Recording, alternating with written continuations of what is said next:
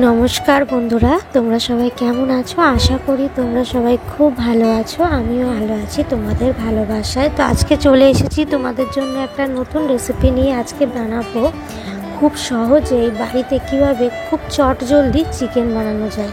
তো সেই পদ্ধতিটা তোমাদের সাথে আজকে আমি শেয়ার করবো। তো দেখো, চিকেনটা ভালো করে ধুয়ে বাড়িতে রেখে দিয়েছি। এইবার আর কি লাগবে সেটা তোমাদের দেখিয়ে নেবো। এদিকে দেখো, কিছুটা পরিমাণে একটা টমেটো নিয়েছি, সেটা টমেটোকে কেটে নিয়েছি টুকরো টুকরো করে। আদা কুচি, পরিমাণ মতো রসুনের টুকরো, এদিকে সাদা জিরে আর 10 থেকে 12টা মতো কাঁচা লঙ্কা। তো তোমরা চাইলে লাল লঙ্কাও ব্যবহার করতে পারো। সেগুলোকে মিক্সিতে ভালো করে পেস্ট করে নিলাম। আর এদিকে নিলাম কেটে রাখা আলু নিয়ে নিলাম। আলুগুলোকে ভালো করে কেটে ধুয়ে নিয়েছি। আর এদিকে নিয়েছি পেঁয়াজ, দুটো বড় মিডিয়াম সাইজের পেঁয়াজ নিয়েছি কুচি করে। এদিকে মাংসটা আমি ম্যারিনেট করে নেবো। পরিমাণ মতো লবণ নিলাম। এবার দেবো পরিমাণ মতো হলুদ গুঁড়ো,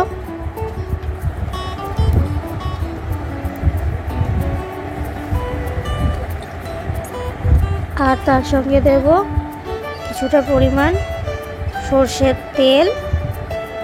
আর এদিকে আমি ইউজ করব কাশ্মীরি লঙ্কার গুঁড়ো। এটা জাস্ট কালারের জন্য আমি ব্যবহার করছি বন্ধুরা, তোমরা চাইলে লঙ্কার গুঁড়োটা নাও দিতে পারো। আর তার সঙ্গে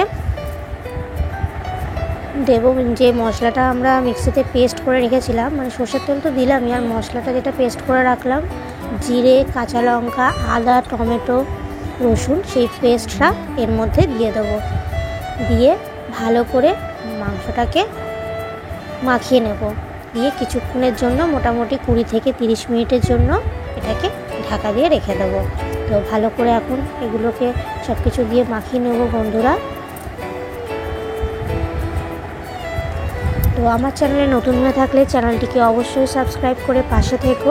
আর যারা ইতিমধ্যেই চ্যানেলটিকে সাবস্ক্রাইব করে রেখেছো তাদেরকে জানাই অসংখ্য ধন্যবাদ। আর ভিডিওটি ভালো লাগলে অবশ্যই একটা লাইক করবে, কমেন্ট করবে এবং শেয়ার করে দিও। তো ভালো করে মাখিয়ে নিলাম বন্ধুরা। দেখো, মশলাগুলো বেশ ভালো করে প্রত্যেকটা পিসের সাথেই মাখানো হয়ে গেছে এক এক করে। তো খুব তাড়াতাড়ি যদি বাড়িতে চিকেন করার থাকে, তো এইভাবে যদি তোমরা চিকেনটা রান্না করো, খুব তাড়াতাড়ি কিন্তু রান্নাটা হয়ে যাবে বন্ধুরা। অনেক সময় আমাদের তাড়াহুড়োর মধ্যে কোথাও যাওয়ার থাকে, তো এইভাবে তোমরা খুব সহজেই চিকেনটা তৈরি করতে পারো। তো এইবার কড়াই বসিয়ে দিলাম। কড়াইটা গরম হওয়ার পর কড়াইয়ে তেল দিয়ে দিলাম, সর্ষের তেল। আমি এখানে সর্ষের তেলই ব্যবহার করছি, যেহেতু মাছ মাংস একটু সর্ষের তেলে করলেই বেশি ভালো লাগে।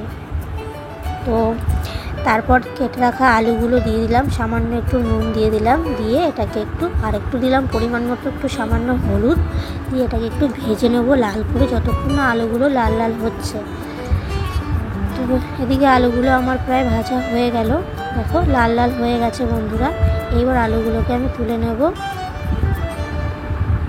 খুব বেশি আলুটাকে ভাজবো না, যেহেতু পরে মাংসের সাথে আলুগুলোকে কষাতে হবে, সেই জন্য হালকা লাল করে আলুগুলোকে তুলে ফেললাম। এইবার কড়াইয়ে দিয়ে দিলাম তেজপাতা, শুকনো লঙ্কা আর একটুখানি সাদা জিরে। তো এইটা ফোড়ন হিসেবে দিলাম, দিয়ে একটু নাড়াচাড়া করে নিলাম। দিয়ে দেখতে পাচ্ছ তোমরা।